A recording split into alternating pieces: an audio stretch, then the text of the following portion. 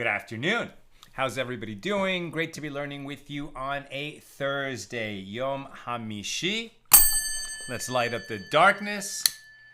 A new wisdom candle.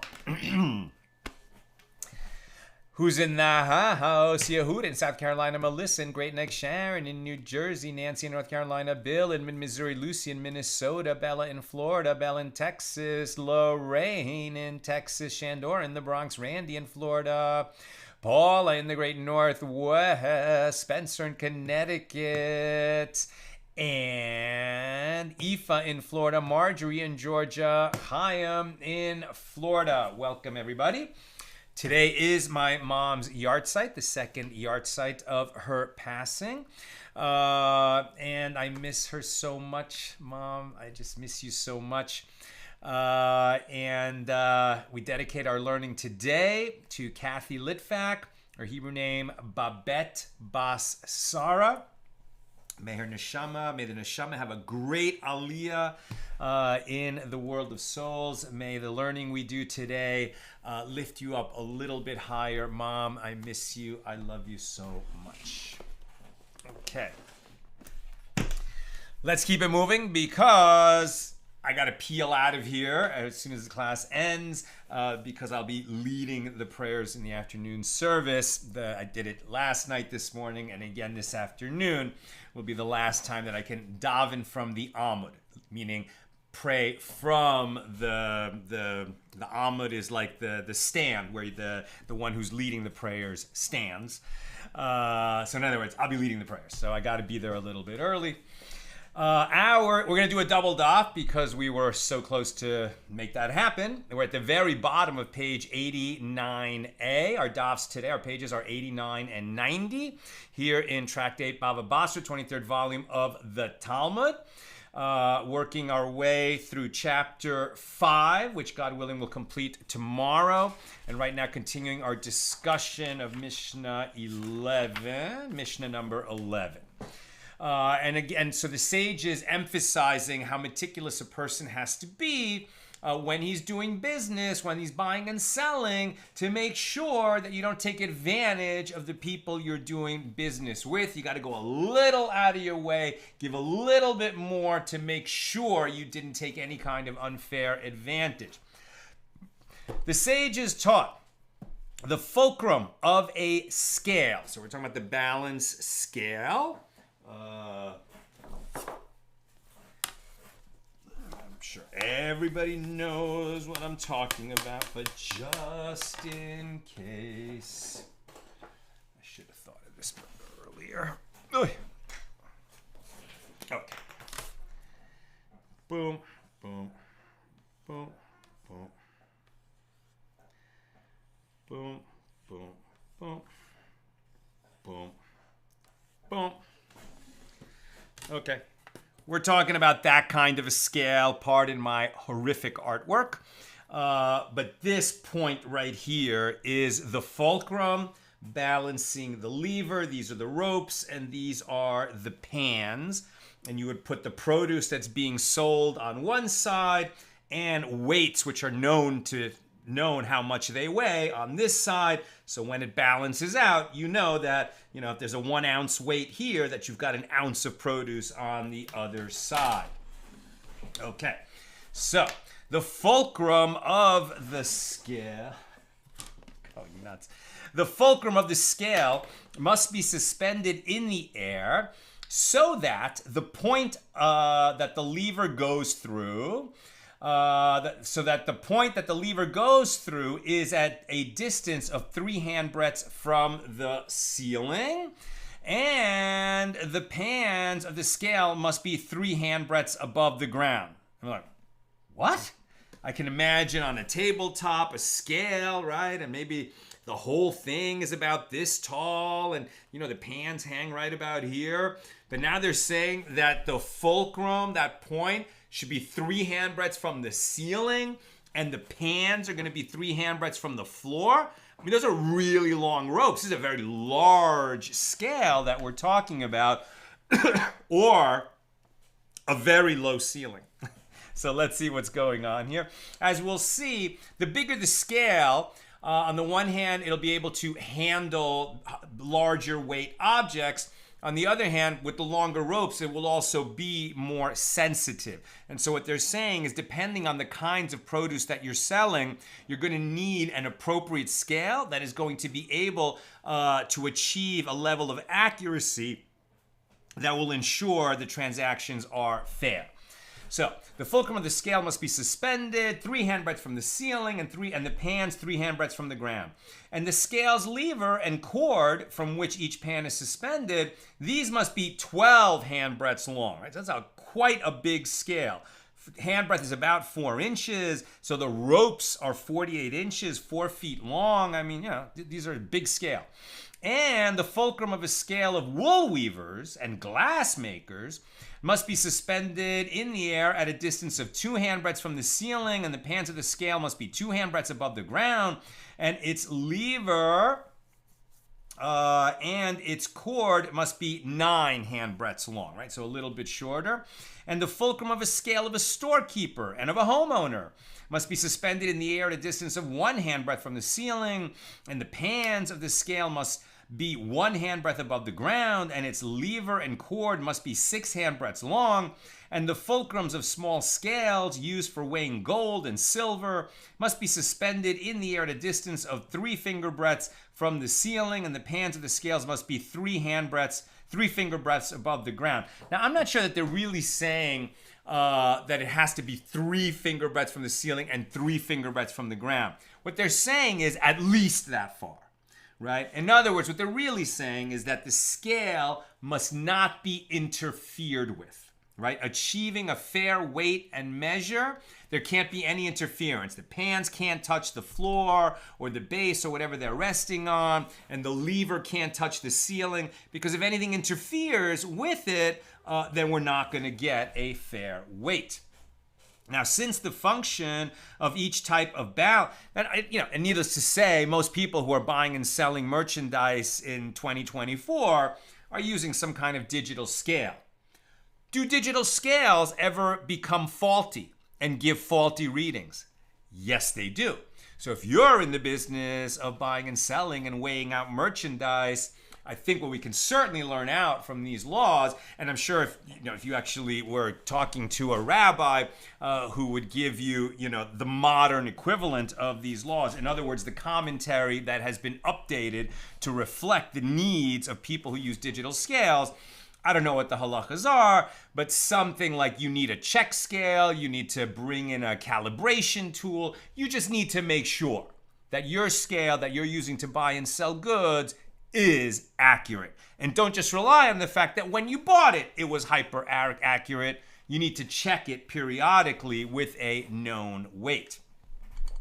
Now, since the function of each type of balance scale is mentioned with the exception of the first type, the Gemara asks, and that large balance scale, which opened this discussion, for what is it used? Now we're in 89b, and Rav Papa says it is a balance scale for blacksmiths who weigh large, heavy pieces of metal. Rabbi Mani Bar Patish says, just as the sages said with regard to the prohibition of the scales, that one may not use a scale that does not meet the criteria listed in the Baraisa, so too they said that this applies with regard to their ritual impurity. In other words, if the cords and pole are not attached in the proper manner, they are not susceptible to ritual impurity as part of the scale. And what they're saying is, if you have a scale, right, in a society that uses these kinds of balance scales commercially, and you have one that doesn't meet the criteria, which is kind of a minimum criteria to ensure fairness, if your ropes are too long or too short, your pans are too big, the lever is too close to the ceiling, whatever it is, if your scale doesn't meet those criteria, then it is not a scale. You can't even call it a scale. And so therefore, if the pans came into contact with something that was ritually impure, some source of tuma, then the rest of the objects that are attached to it will not necessarily become tameh, because it is not a scale. If it's a proper scale and tuma comes into contact with one part of it, well, then the whole scale will become impure. That's what they're saying there. And the point is, If it doesn't meet these minimum qualifications for fairness, it's just not a scale at all. The Gemara asks, what is this statement teaching us? We learned in the Mishna tractate Kalim with regard to the rope from which the scales are suspended that if the balance scale belongs to a storekeeper or to homeowners, it must be 1 handbreadth in length for it to be susceptible to ritual impurity, to tuma. Why then is this statement of Rabbi Mani Bar Patish necessary? Why are we repeating this information? And the Gemara answers, although the Mishna in Tractate Kalim discusses the rope from which the scales are suspended, it was still necessary for Rabbi Mani Bar Patish to mention the law with regard to the scales, lever, and cord, right? The lever is that there, and the cords that hold the pans. And he's saying that all of this needs to be properly adjusted for this to be a scale, and only if it is a scale as legally defined would the entire structure be susceptible to tuma if one part of it came into contact with tuma. New subject, the sages taught, one may not prepare weights of tin, ba'atz, nor of lead, nor of a metal alloy, gisteron, nor of any other types of metal, because all of these deteriorate over time, and the buyer will ultimately pay more for merchandise than he receives. In other words, if the seller has a weight that says, okay, this is a 1 ounce weight, and so he's going to weigh 1 ounce of produce against that 1 ounce weight, but actually the 1 ounce weight has worn away a little bit. Right now it only weighs 0.9 ounces. So if he measures produce against that, the buyer is getting stiffed. So don't use a kind of weight that could be worn down. But one may prepare weights of hard rock and of glass, because those don't wear down. The sages further taught one may not prepare the leveler used to remove the excess from the mouth of a vessel. You may not prepare that from a gourd, because the gourd is a light material and does not level effectively, thereby causing a loss for the seller. And the leveler may not be made of metal, because it weighs too much and it weighs down and removes too much of the merchandise, leading to loss for the buyer. But one may prepare it from the wood of an olive tree or of a nut tree or of a sycamore tree or of a boxwood tree, because these are medium weight. The sages taught one may not prepare the leveler in such a manner that one of its sides is thick and the other side is thin, because in such a case the two sides will not level equally. Furthermore, one may not level all at once. So what's leveling, right? So if you heap something on a pan, anybody who cooks, you know, is it a heaping teaspoon or a level teaspoon? So the leveler just makes something level with the top rim rather than being heaped up above it. Furthermore, one may not level all at once by a single quick movement, as one who levels all at once acts in a manner that is bad for the seller and good for the buyer, because he removes less of the excess than one who levels in the regular fashion. And conversely, one may not level little by little, i.e. with several slow movements, as this is bad for the buyer and good for the seller. Right? You have to use practices that are going to be fair for both parties. Rabban Yochanan ben Zakkai said with regard to all these laws, woe to me if I say them, and woe unto me if I do not say them. What does he mean? If he teaches these laws, what's going to happen? If I say them out loud in public, perhaps swindlers will learn new methods of cheating of which they were previously unaware. And if I do not teach these laws publicly, then perhaps the swindlers will say Torah scholars are not well versed in our handiwork, right? The handiwork of swindlers. A dilemma was raised before the sages. Did Rabban Yochanan ben Zakkai decide to say these laws in public, or did he not say them? And Rav Shmuel bar Rav Yitzchak says he said them. Right? He taught them publicly, and he said them on the basis of this verse from Hosea 14:10. For the ways of the Lord are right, and the just, right, the righteous, walk in them. But transgressors stumble over them. Don't worry that by teaching, what is the way to do things fairly, that liars and swindlers will thereby learn how to cheat. That's really not our problem. Our problem is to teach truth and good insight.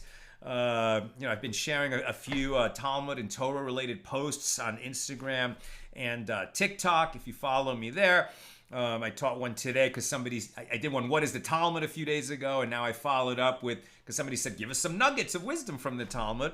So I taught one of my favorite teachings from Pirkei Avos, which includes who is strong, one who conquers his impulse. Pirkei Avos 4:1, that's Shimon ben Zoma speaking. And of course, 99% of the people who then interact with these posts are so grateful. They love it. They're learning. They can apply these teachings in their lives. And a few Jew haters come out and start with their vitriol and attempt to make gotchas. Their gotchas are so weak and ridiculous. But, that's their problem. We teach and share truth, and the righteous appreciate it, and the wicked will stumble in it. New subject, the Gemara further discusses weights and measures. The sages taught, you shall do, this is a line from Leviticus 19:35, you shall do no unrighteousness in judgment, in measure, bamida, in weight, or in measure, uva mesora. So the Baraisa, this teaching contemporaneous with the Mishna, defines these terms, in measure, bamida. This is referring to measuring land, teaching that in order to measure land in a righteous manner, one may not measure for one person in the summer when the measuring rope has become dry and short, and for another individual in the rainy season when the measuring rope is wet and limp and therefore stretches more. Right? You have to be aware of how seasonal conditions affect your measuring devices. In weight means that one may not cover his weights in salt, as salt erodes the weights, causing a loss for the buyer. Or in measure, ba mesura, means that one may not cause liquid that he is measuring to foam by pouring it speedily, as this results in a loss for the buyer who receives less of the liquid than the amount for which he paid. And the Gemara notes, and it can be inferred by means of a kal v'chomer inference, that if, in the case of a mesura, which is a measure equivalent to merely 1/36th of a log, the Torah was particular that one must measure honestly, so too, kal v'chomer, meaning all the more so, one must be careful in the case of 1 hin and a half hin and a third hin and a quarter hin, which is 12 log, and 1 log and a half log and a quarter log and a half tonin, which is 1/16th of a kav, and even an ukla, a smaller unit as defined below. Right? If the Torah tells us to be careful with this small measure, all the more so we have to be careful with the large measure. And if the Torah told us to be careful with the large measure, all the more so we have to be careful with the small measure. All measures need to be treated so carefully. Rav Yehuda says it is prohibited for a person to keep in his house a measure that is too small or too large, compared to what its supposed volume or weight is. In other words, if you have a weight in your house that says 1 ounce, and it's actually 0.9 ounces or 1.1 ounces, so that's an illegal weight, an illegitimate weight. And even if you're not engaged in buying and selling, and you're not gonna, you can't even imagine that you would use this weight to buy and sell things. You're just using it as a paperweight. Nevertheless, according to this, so far, you can't have that in your house, because maybe one day somebody will come in who needs a weight and they'll use that unfair weight, and somebody else will get ripped off. It is prohibited for a person to keep in his house a measure that is either too small or too large. And this is the case even if he does not measure with it, but even if he just uses it as a chamber pot for urine, still he can't keep it. Rav Papa said, we said this prohibition only with regard to a place where measures are not stamped with the government's seal, which confirms that the measure is accurate. But in a place where the measures are stamped, if the buyer does not see the seal, he would not take the merchandise. Since these unstamped measures could not be used in any dishonest fashion, one is permitted to utilize these measures for other purposes, like a paperweight or a chamber pot.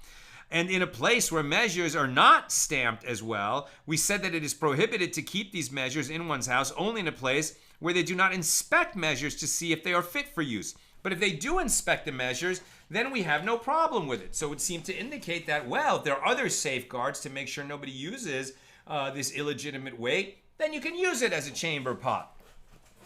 And the Gemara continues and says, they said that, and this is not so.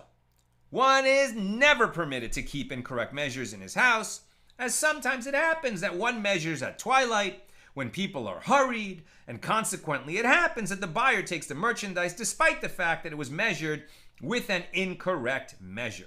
And this is also taught in a Baraisa. A person may not keep in his house a measure that is too small or too large, even if it is used as a chamber pot for urine, but he may prepare measures in accordance with the established format.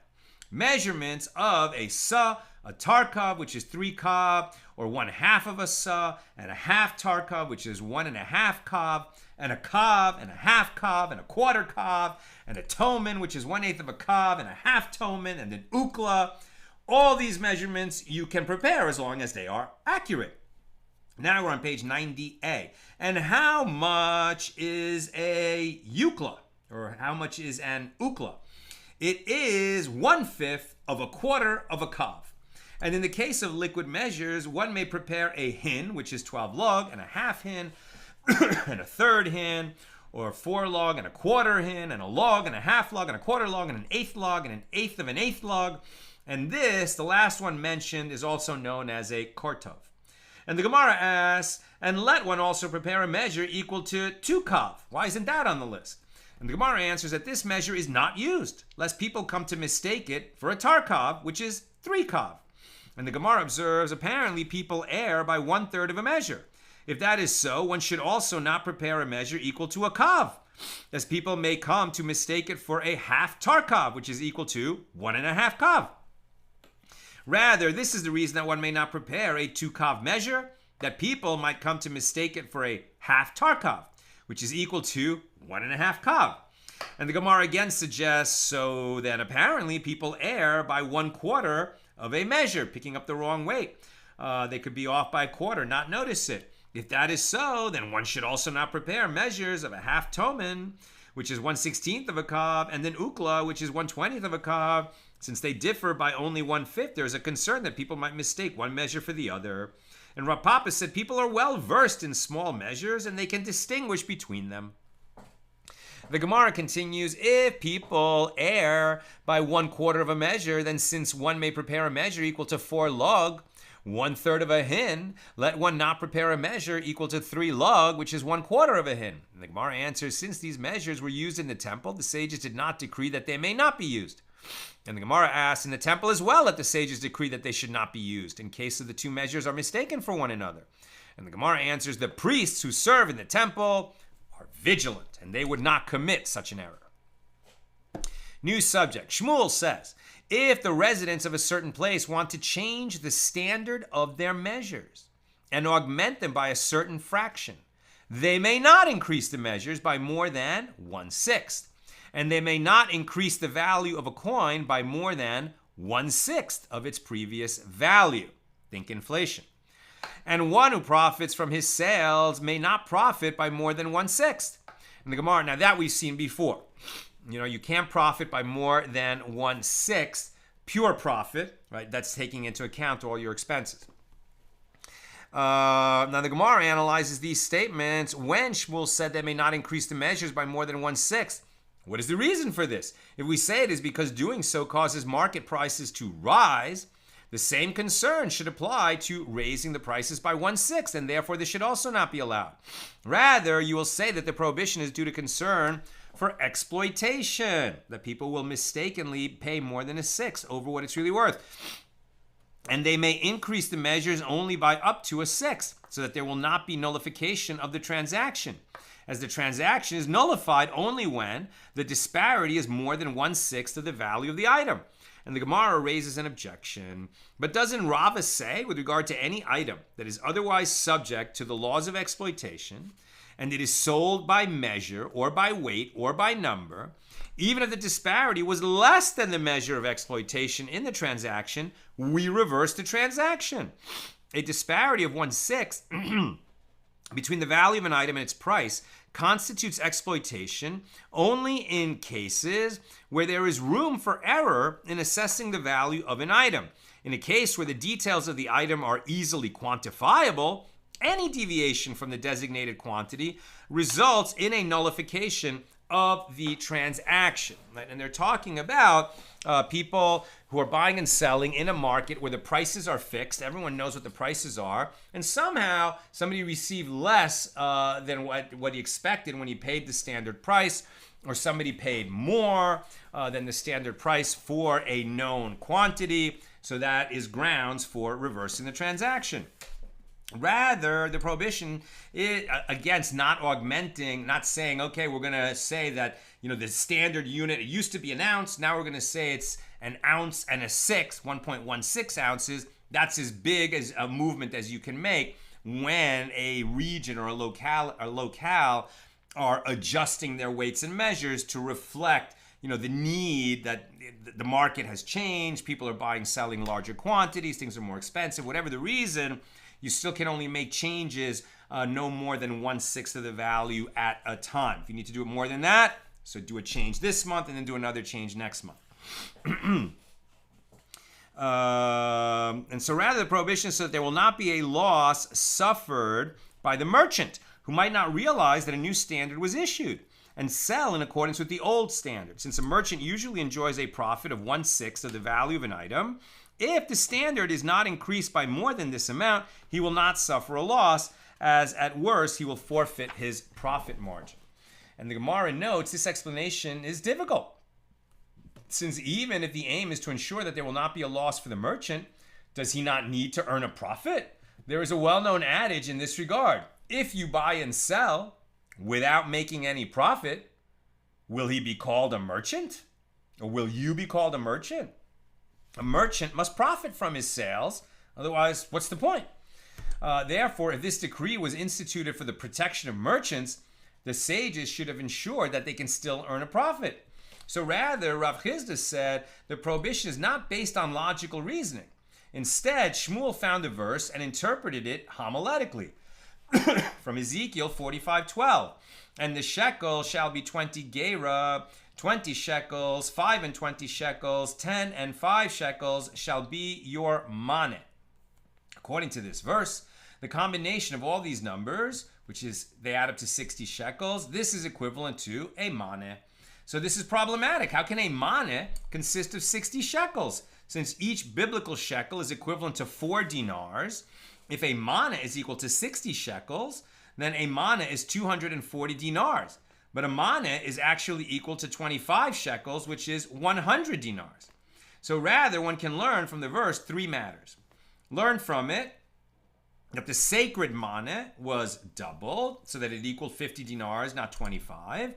And furthermore, as Ezekiel stated that the maneh will be 60 dinars, not 50, learn from it that a community may increase measures, but they may not increase them by more than 1/6.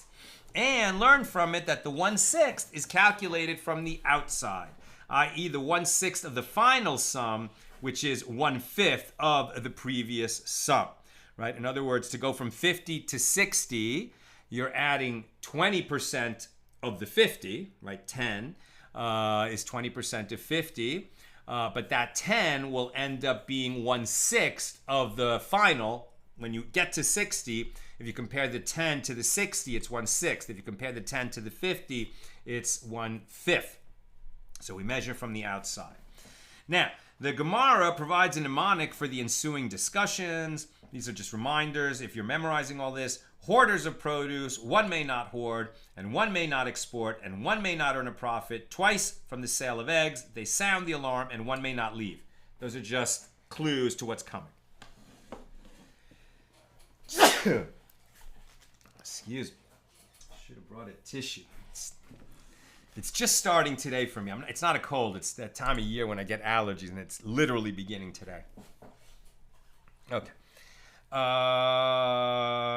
Right. So the sages taught hoarders of produce who drive up prices by causing a shortage of available goods, and usurers and those sellers who falsely reduce their measures, and those who raise market prices by selling for more than the accepted price, About them, the verse states, you that would swallow the needy and destroy the poor of the land, saying, when will the new moon be gone, that we may sell produce, and the Shabbat, that we may set forth grain, making the measure small and the shekel great, and falsifying the balances of deceit. These are the wicked ones that Amos is referring to in chapter 8, verses 4 and 5. And it is written in Amos 8:7, the Lord has sworn by the pride of Jacob, surely, says God, I will never forget any of their works. Right? People who cheat with measures, the Lord sees it because they're getting away with it. They're doing just a little bit at a time. They always get away with it, pretty much, right? But God sees it. And so somebody who cheats at something where he can never get caught, what he's saying is there's no God, because if he understood that God sees everything, he wouldn't think that he can get away with his little bit of cheating. It's just that his punishment is being stored up for him. The Gemara asks, hoarders of produce, who are they? And Rabbi Yochanan said, an example of this is Shabtai, the hoarder of produce, who would buy and hoard large amounts of produce and later sell it at a high price. Now, you can do business and be smart about the timing of when you're buying and selling things. But if you're hoarding staples, things that people need to live, and then you're driving up the price of staples so that it's difficult for people to make ends meet, right? When they go to the grocery store, when they go to the market, right, the marketplace, that's the kind of evil that we're talking about here. Now, the Gemara relates, Shmuel's father would sell produce during the period of the early market price, when produce is cheap, and he would sell for the early market price. In other words, he was a wealthy man who would bring a lot of produce to market, and he would sell it when the prices were still cheap, and that would keep prices down. So he was making less profit, but he was enabling the market to be stable so that the poor could get what they need. His son Shmuel, the sage that we've been talking about many times, acted differently, and he would keep the produce and sell it during the period of the late market price when produce is expensive, and he would sell it then for the early market price. Now, Shmuel was also trying to keep the prices low. What he did, though, is he sort of brought a bunch of produce into the marketplace and sold it cheaply at what the price was at the beginning of the season when things were still cheap, and he sold it that when things had gotten more expensive. So by bringing in a bunch of produce to the market and underselling the other merchants, he's driving prices down. Sounds like Shmuel's acting really heroically, even more than his father. But in fact, the sages say the practice of the father was better. They sent a message from Eretz Yisrael, that the practice of the father is better than that of the son. And what is the reason for this? A market price that has been eased and starts out low will remain eased with little increase over the course of the year. Therefore, one who makes produce available at the beginning of the season, like Shmuel's father, aids people during the entire year. By contrast, a market price that starts out high because people are not making their produce available at the beginning of the year, it is not easily lowered. So yeah, he brings his produce out at a cheaper rate later, but he might not have the same, he won't have the same effect of keeping prices low all year that his father did, like the practice of his father. Rav says a person may turn his own kav into a storeroom, meaning he may hoard the produce of his own field and sell it only at a later stage without violating the prohibition of hoarding produce. Hoarding produce is much more about wholesalers, right? Who buy up all the produce and then they store it till the prices go up and then they start selling it. They really affect the market. One particular producer, in other words, what he produces from his own farm, he can hoard it as much as he wants and just time when he sells it because he's not affecting the marketplace the way a wholesaler does.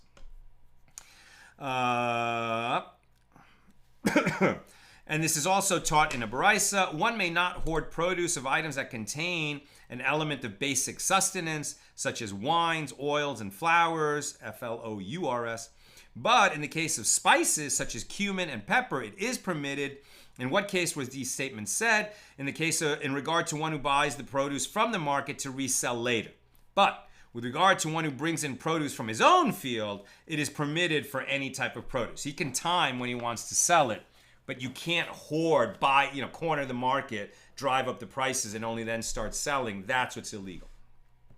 The Baraisa continues, and it is permitted for a person to hoard produce in the land of Israel for these 3 years: the year preceding the sabbatical year, and the year that follows the sabbatical year, because the land lies fallow during the 7th year, the sabbatical year, and the produce of the 6th year must last through these 3 years until near the end of the 8th year. In other words, he's hoarding it so that he makes sure he has what to eat during this period of time. And in years of drought, one may not hoard even a kav of calves, because he thereby brings a curse on market prices, as everyone is fearful of selling, and even a small fluctuation in supply can cause a significant rise in prices. And Rabbi Yosef, the son of Rabbi Hanina, who was living in the land of Israel, said to his servant Fuga, "Go and hoard produce for me for the coming 3 years, the year that preceding the sabbatical, and the year after the sabbatical, with his own produce." That was permitted, as we said before. The sages taught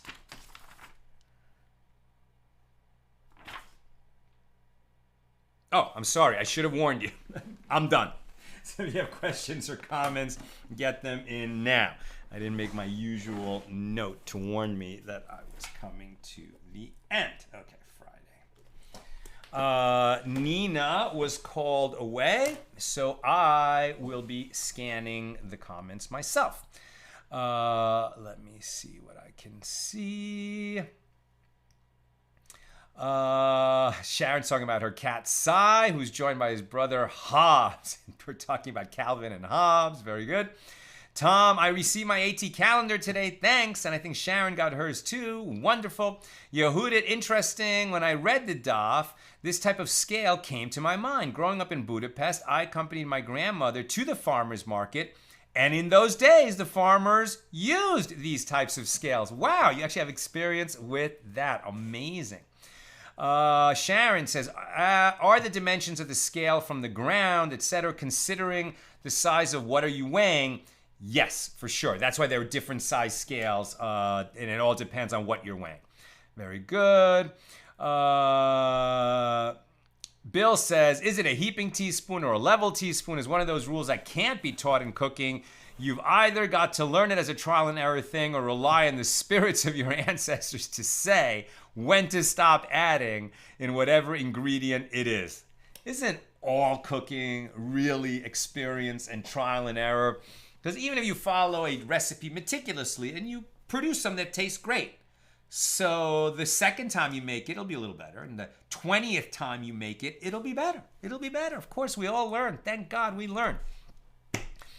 Bill, what if one were to scratch or otherwise mark the weight's incorrect indicators so that it could be seen that one should not use it, notwithstanding the unstamped measures, of course? And I think the answer is, yeah, but sometime it might happen. You're in a rush. It's twilight. You can't quite see it. And you end up, it's sort of, I think the idea is distancing ourselves from sin, a fence around the Torah, as it were, which, by the way, we learn out from the Nazir, which we studied last year or 2 years ago. But the Nazir, the one who makes a vow to abstain from wine, that's what he's really abstaining for, is from wine. But the Torah says, and he also has to not have grapes or anything from the grapevine, even though what he's really abstaining from is wine. And so we learn out from that we want to distance ourselves from sin. We don't want to indulge in thoughts of sin, even though we're sure we'll never commit the sin, because the thoughts will bring you a little bit closer to it, let alone talking about it. So in every way possible, we want to distance ourselves from something that might come to bring us to a sin. Bill's got a lot of questions. What if a given municipality has come to realize that their standard weights, say the official weight that they keep for making new weights, is based or has been in error by more than 1/6? Are they allowed to adjust it to be accurate? Or do they have to adjust it first by a stick? A great question, right? So they figure out that the standard weights are wrong. They want to get them back in line, but getting them back in line will be a move of more than 1/6. Excellent question. I'm sure the sages could answer it, but for us, teku. Let it stand. And Bill says, baking is science, cooking is art. God help you if you don't follow a baking recipe. But a cooking recipe is a guideline at most. 100%. 100%. And when does Guns N' Moses come out? Says Briar Pavements. Announcement coming soon. We had a great meeting today. The movie's going to be released in theaters, and I will certainly keep you all apprised, but it looks like it's going to be a national release. We'll see how many screens. Is it going to be 200, 500, or 2,000? We'll see. But it's coming soon, God willing, to a theater near you. And by soon, I mean it's going to be probably March, maybe February, maybe April, but in that area in the spring. And there will be some screenings between now and then. I'll just mention to you guys, my friends, we haven't made official announcements yet, but we will be playing film festivals like the Miami Jewish Film Festival in January, the UK Jewish Film Festival in November, Boca International is in the spring, Austin, Texas, that's coming online. Keep it between us until we make official announcements. But there will be a series of screenings. And in fact, there's going to be one in New York City, Monday, November 18th. That's a benefit screening for a wonderful charity called Join Israel that supports humanitarian services in the Holy Land. I don't know if they've started selling tickets or advertised that yet, but that'll be at the Angelica Film Center in November. But in terms of the general release, early next year, that'll be the theatrical, and then we're going to be only in theaters. We're going to have a proper theatrical release, and so a month and a half, 2 months after that, it'll be streaming everywhere. So that's approximately how things are going to be playing out. Have a